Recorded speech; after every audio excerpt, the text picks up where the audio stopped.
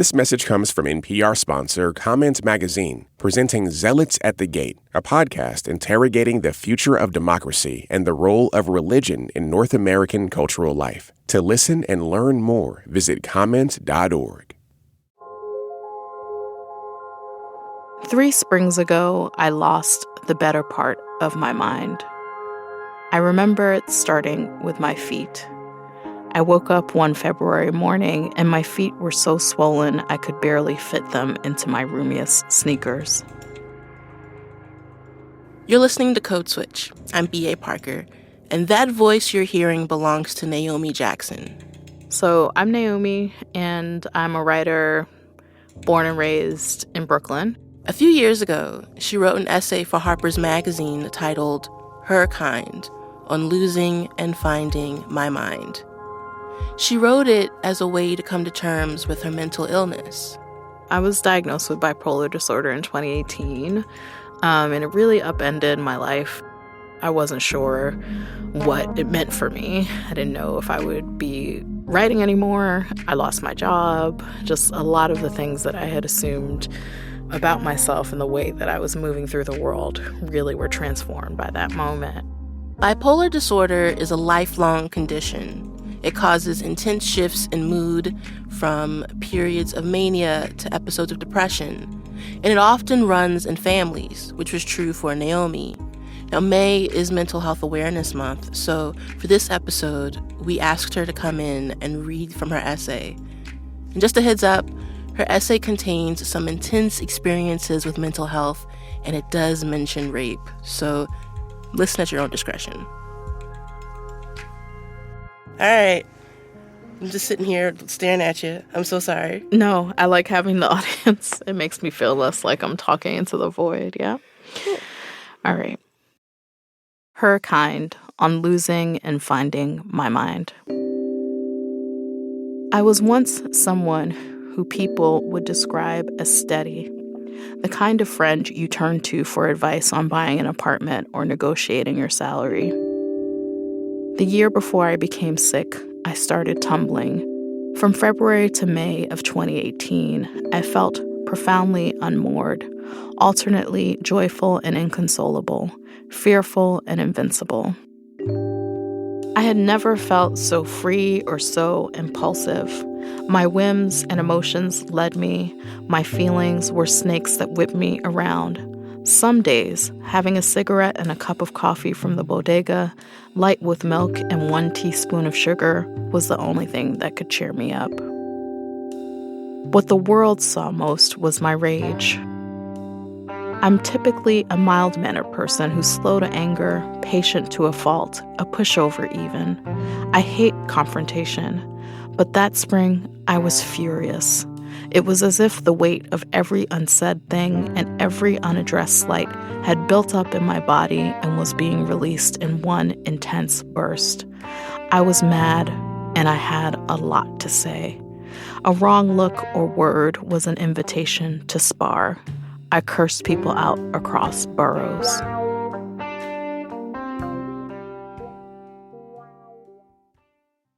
I was angry, but also afraid. I started having panic attacks almost every day. As winter turned to spring, I slept less and less, sometimes only 3 or 4 hours a night.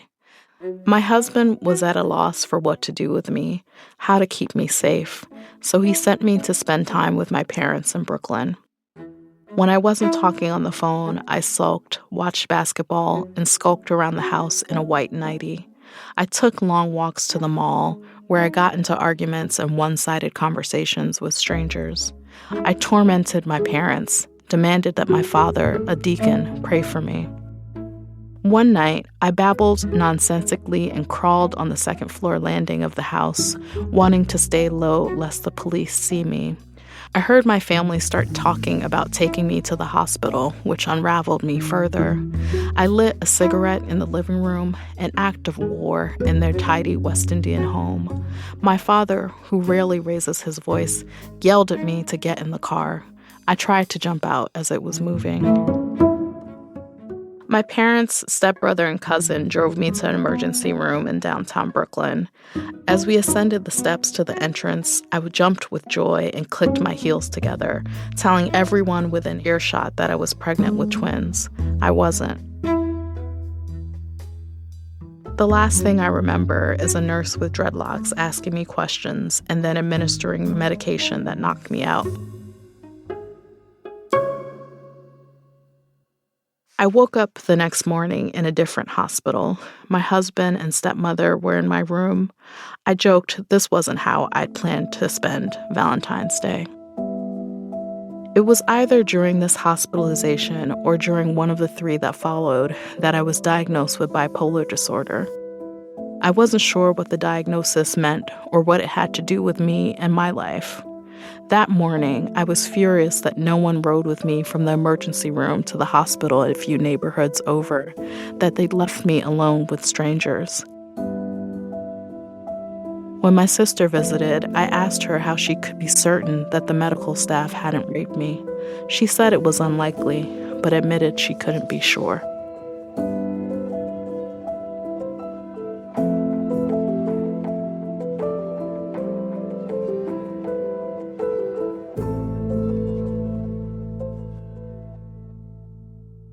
I read in another piece you wrote that one of racism's subtlest legacies is to make it harder for Black people to know when our fears are rational. And I can imagine when you woke up in this strange hospital and had just been diagnosed with bipolar disorder, that you were probably really disoriented. And as a Black woman, those fears you were feeling are backed by history. So what was it like for you trying to decipher what were fears based in the reality of racism and what were paranoid thoughts that were symptoms of your illness? That's a fantastic question, right? A friend of mine says the function of racism is to make people feel crazy. Listen. And so I think, like, what I talk about in the essay is waking up in this hospital room on Valentine's Day and just being completely unmoored, just not having any sense of what happened to me, how I got there. I'd been knocked out for over 12 hours by that point. And I write then in the essay about wondering, like, well, what if someone assaulted me? And my sister's like, well, we don't think that happened. And I'm like, how do you know? Right? And so I think that it was difficult to decipher that. And I think at several points in my illness, I was trying to present my professional self, even as I was unraveling, because I was convinced that that was the way that I could protect myself. That kind of shameful survival instinct of respectability. Yeah. I mean, and I have a critique of respectability, right, in my life. You know, I talked to someone recently. She's like, I always dress well when I go to the doctor because I want to be treated fairly. And I'm like, well, if a doctor is racist, they're going to treat you poorly even if you show up in a tuxedo. But we have to try to be treated well. And the legacy of racism teaches us that we have to employ these strategies in order to be treated well. When I was in the hospital for the longest period, for 2 weeks, I think I felt like maybe if the doctors knew that I'd published a book, maybe if they knew that I was smart in some way, then they would speak to me with some respect and treat me well. And maybe I'd even get out quicker. In 1972, my beloved maternal grandmother was admitted for the first of many times to the psychiatric hospital in Barbados, known colloquially as Jenkins, after the former plantation on which it sits. Everything that is old is evil in Barbados, someone once told me. Nowhere is the truth of that statement more evident than at Jenkins, officially Black Rock Psychiatric Hospital, where patients in varying stages of distress and dissociation wandered the same grounds their ancestors may have toiled. My grandmother was a loving, generous woman who doted on me and my older sister. She was always the first person to call us on our birthdays and insisted that people traveling from Barbados to Brooklyn bring us her exceptional Bajan sweetbread. She was also intense. On an intake interview for a nursing home, she described herself as aggressive, one of the many reasons why her stay there was short. Granny called my father and stepmother's house at all hours of day and night, looking for somewhere to park her worries. My sister and I didn't have a name for Granny's ailment until after she died. On a visit to Jenkins, we met with a psychiatrist who had cared for her, and she showed us records that stretched back nearly 40 years to the early 70s. My mother has the same diagnosis. Her stays in American psychiatric facilities began in the 90s, not long after she lost custody of my sister and me. In her best moments, my mother was an attentive parent with serious ambitions for her children. She sewed black dolls, assigned summer book reports, and took us to the library religiously. But she struggled through a contentious divorce from my father in the early 80s, and the stress of raising 2 children alone in New York City, and her emergent mental illness eventually caught up with her. By the time I was 8 years old, my mother was no longer herself. Sometimes she was a carefree spirit who blasted Peter, Paul, and Mary and the Amadeus soundtrack while we cooked on the fire escape of the small apartment she'd bought in Crown Heights. At other times, she was catatonic, a present absence, who barely responded when we needed her and occasionally disappeared for days on end. That summer, my mother lost custody of us. I will forever feel guilty for telling the family court judge the truth when he asked which parent we wanted to live with. My father, I said, hoping my mother would never know that I had betrayed her. At Daddy's house, the fridge was full, and there was always an adult around. My mother would cycle through homeless shelters, group homes, the streets, and the occasional apartment for the next 30 years, traversing Atlanta, Seattle, Boston, and Barbados in search of something or someone, I'm not sure exactly what. I do know that I inherited my mother's hot foot, and that Mommy, Granny, and I all belong to the same strange club of the severely mentally ill.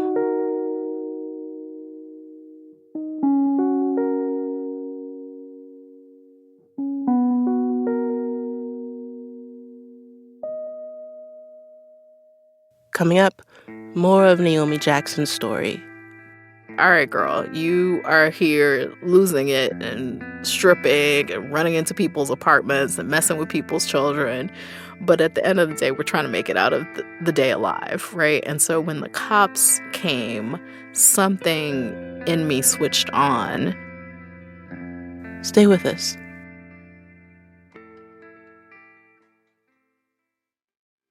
This message comes from Apple Card. Reboot your credit card with Apple Card. It gives you unlimited daily cash back that you can now choose to grow in a high-yield savings account that's built right into the Wallet app. Apply for Apple Card now in the Wallet app on iPhone. Apple Card is subject to credit approval. Savings is available to Apple Card owners, subject to eligibility requirements. Savings accounts provided by Goldman Sachs Bank USA. Member FDIC. Terms apply. This message comes from NPR sponsor Discover. At the end of your first year, Discover credit cards automatically double all the cash back you've earned. That's right. Everything you've earned, doubled. All the cash back from eating at your favorite restaurant, doubled. All the cash back from that trip where you sorta learned to snowboard, doubled. The best part, you don't have to do anything ridiculous to get it. Discover does it automatically. Seriously, though, see terms at discover.com/match. This message comes from NPR sponsor Mattress Firm. The sleep experts at Mattress Firm can help you achieve better rest. With over 200 hours of training, they'll help you find the right mattress and bedding essentials for your needs. Plus, try out any mattress for 120 nights, and if you're not totally satisfied, they'll pair you with a new one. Shop in-store or online at mattressfirm.com. Parker. Just Parker. Code switch. We've been hearing from Naomi Jackson about being Black and having bipolar disorder in America. Here she is again, reading from her essay called Her Kind on Losing and Finding My Mind. One day in February 2018, I almost lost myself. It was unseasonably warm. I left the house in the early afternoon, the front door wide open behind me. I wore a black dress coat that I bought in France on top of a matching soccer jersey and pants that my husband had given me. As I walked up the Bronx's 3rd Avenue, I became taken by the idea of trying to prove how difficult it was for a woman to use the bathroom. I asked to use the toilet at a dry cleaner, a day spa, and a State Farm agency, making scenes each time I was refused, sometimes claiming I was pregnant to see how far I could push the experiment. When I grew tired of the game, I stopped for a slice at a pizzeria, where I met a nice Black woman and her little girl. The woman had just picked up trophies for a soccer program she ran with her husband. She told me all about it as we walked 20 blocks north into a neighborhood I'd never visited before. Along the way, I yelled in French at a Togolese man. I could tell that the woman was worried about me, and perhaps a bit afraid, but she was kind. I bid the woman and her daughter goodbye. I had what felt like an endless fount of energy. I wanted to play. I saw a pit bull I liked and followed the dog and its owner into a building that I later found out was a homeless shelter. I walked to the top floor and rang a few doorbells. No one opened up. I ran outside where I saw a few kids. I introduced myself to one of them, who looked to be about 8 years old. Within a few minutes, we were shadowboxing. I asked him whether he knew about Muhammad Ali and Malcolm X, quizzed him between feints and jabs until we both grew bored. I told the boy that President Obama was going to officiate my wedding that evening on the Harlem River and that Rihanna would be performing. I told him he should come along and bring his crew. A dozen kids amassed to follow me. Then they realized that I was lying. The mood changed. One of them, the oldest, cursed me out and chased me. I ran, weaving between parked cars, yelling back at him. I avoided a fistfight only because someone mercifully called the kids back inside. I headed to the Cross Bronx Expressway. I thought that the United Nations was in session, and I was convinced I saw Robert Mugabe. Suddenly, I was unbearably hot. I stripped, peeling off my layers until I wore only a white tank top and green sweatpants. In doing so, I had become my grandmother, who'd been known to stand on the road in Barbados in her slip until an ambulance came to take her away. That night in the Bronx, I waved my blue hoodie at a helicopter circling overhead. I was tired, and though I didn't want to go home, I knew I needed help. I sought refuge at a community center with a lactation station just above the highway, the woman with her babe, a beacon. A man there called the police.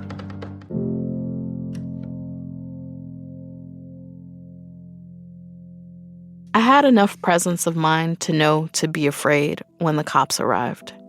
I knew that when mentally ill Black people spiraled, sometimes they didn't make it out of encounters with the police alive.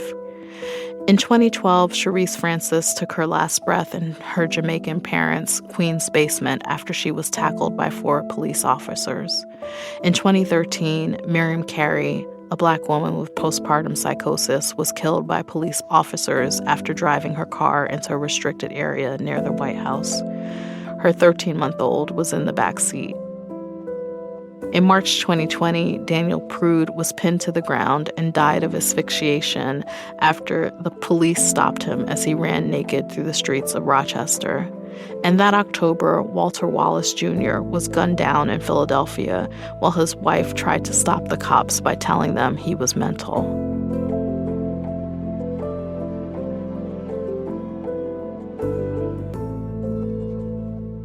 By the time the police arrived, I was cold. February's chill was wrapping its arms around me. I spoke rapidly in what I learned later was clinically known as pressured speech. Though I'm unsure now of what I said, I remember putting my hands up to show I was unarmed. I told a female officer that I had once wanted to attend medical school, but had quit a pre-med program to follow my dream of becoming a writer. Even as I unraveled, I tried to present my most well-mannered professional self, hoping that my credentials might protect me. I got into an ambulance and talked with the medic the whole way there, grateful for the way he treated it like a taxi ride.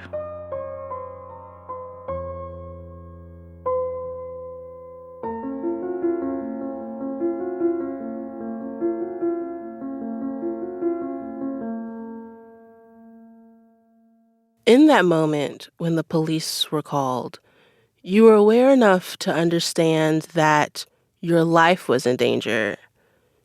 Do you think that awareness was sewn into your mania, or was it a piece of reality piercing through? I think that was reality showing up to be like, all right, girl, you are here losing it and stripping and running into people's apartments and messing with people's children. But at the end of the day, we're trying to make it out of the day alive, right? And so when the cops came, something in me switched on. I don't think that that's people's experience, actually, for the most part, who are experiencing episodes. I think actually the arrival of police can really activate them in ways that make them agitated and maybe lash out because the police are scary, right? But this was in the era of increased public activism about police brutality, right? And so I was hyper aware of what this could become. And so even as I'm falling apart and not well, I'm also aware, like, I got to be well enough to try and make it out of this situation alive. And I think, how terrible is that? That even in our most vulnerable, terrified moments, we have to be wearing this armor of professionalism in order to ensure that we make it out of these encounters alive.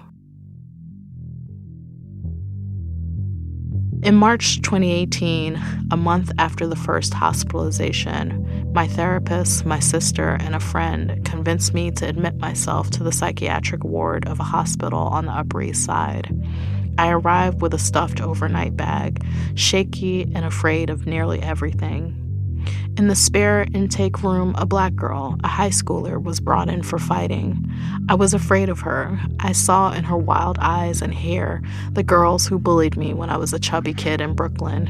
I worried that she would beat me up.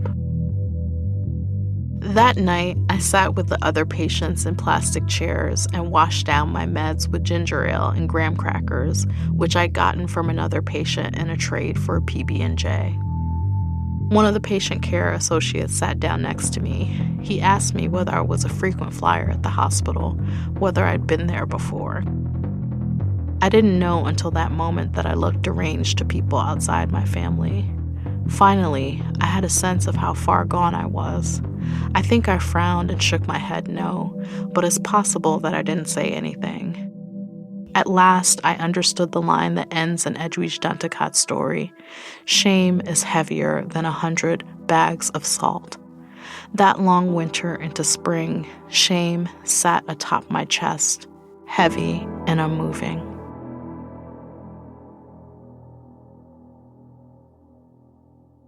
Shortly after I was released from the hospital, my mother came to visit. She had moved back to New York City the year before, leaving a stable but imperfect living situation in Boston to start over again in the city's Byzantine shelter system. It had been months since I'd seen her, a year since she told me over a lunch I could barely afford how little she thought of my yuppie novel. We walked in circles around my block. We shared a cigarette.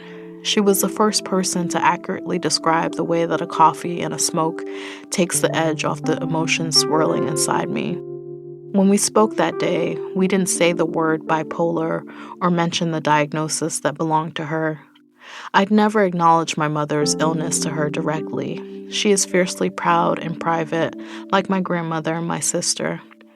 There is dignity in allowing ourselves to be more than the clinical language that describes how our minds work.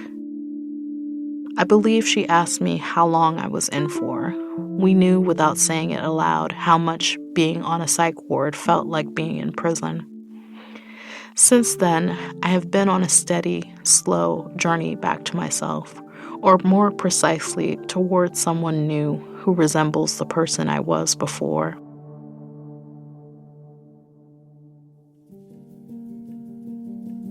I stopped taking psychiatric medications when I got pregnant in the summer of 2019, and I have remained off them while I breastfeed my child.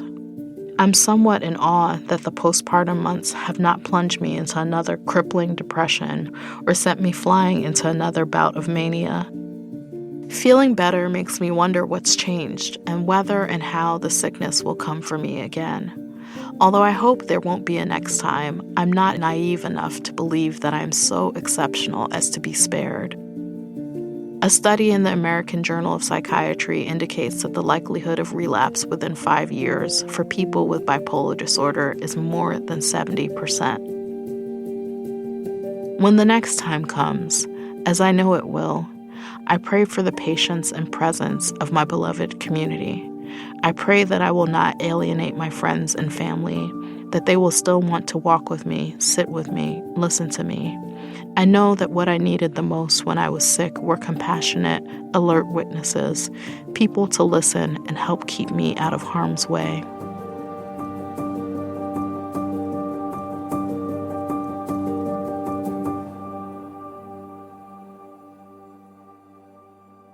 As you're going through all of this, you have a baby. How do you think about the future for you and your child now? I feel extremely committed to my own wellness in order to be a good parent to my child. And so I think that I feel a profound responsibility as a parent to not tap out. Because I think a 2-week hospitalization like the one I had in 2018 was hard, but that could be catastrophic with a small child involved, right? Certainly when I was contemplating having my own child, and even now having a young child, I worry. I think, is this something that I pass down to him? Is it responsible to have a child when you know that you have this family history of severe mental illness? Will I be up to the task of getting him help if it does turn out to be something that he has to deal with? I don't know. All these questions are certainly a part of my life. He's so young that I don't have language to talk to him about what my illness means. Yeah. But I imagine one day we'll have to have that conversation, and I'll figure out age-appropriate language to have it. But that feels important to me too, right? To raise a child who is both aware of their mom's situation and aware of what it means to have a mom with a disability and kind to other people who have disabilities, right? Recently, a friend asked me how I came to be doing so well. The answer is deceptively simple: rest, childcare, therapy, meaningful work, healthier relationships. It matters that my therapist is a Black woman to whom I don't have to explain certain aspects of my selfhood. The cultural shorthand that we share affords trust, intimacy, efficiency. Most importantly, I'm writing again. What was disconcerting about being sick was that it robbed me of my focus, attention, and creativity. Now I'm reacquainted with myself as a writer, which is to say that I'm reacquainted with myself. Since the birth of my son in February 2020, I have been writing with ease and urgency for the first time in years. I am almost scared to say so lest I jinx it, but I am even more scared to stop writing. I have been working 6 days a week. I know that just below these heights of creativity, there is a winding staircase that leads to mania. Still, I write as if I may never write again. I want to get it all down, in case my mind betrays me. Let me say one last thing.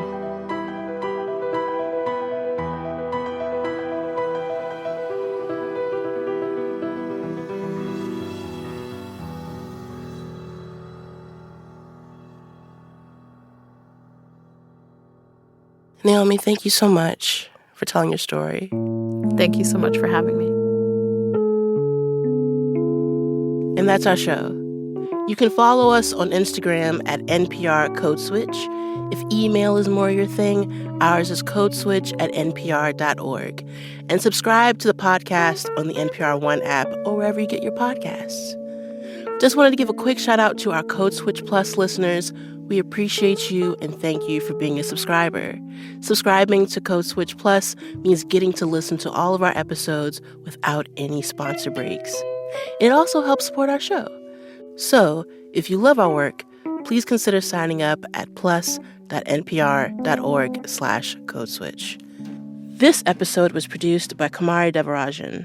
It was edited by Courtney Stein. Our engineer was Robert Rodriguez.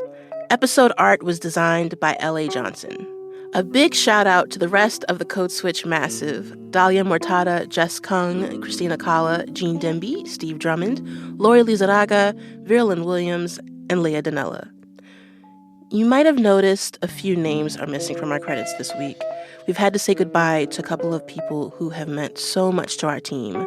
Karen Grigsby Bates is a founding member of Code Switch, and her voice and charm have been such an influential part of how we sound.